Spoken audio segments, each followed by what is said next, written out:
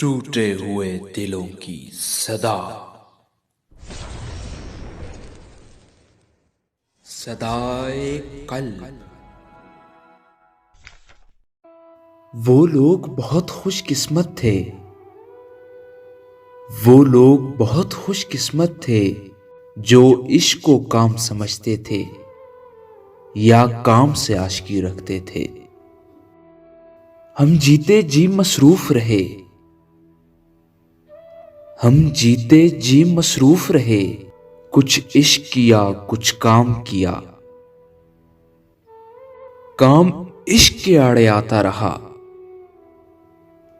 काम इश्क के आड़े आता रहा और इश्क से काम उलझता रहा।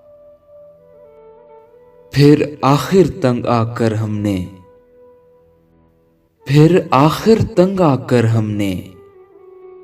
दोनों को अधूरा छोड़ दिया। दोनों को अधूरा छोड़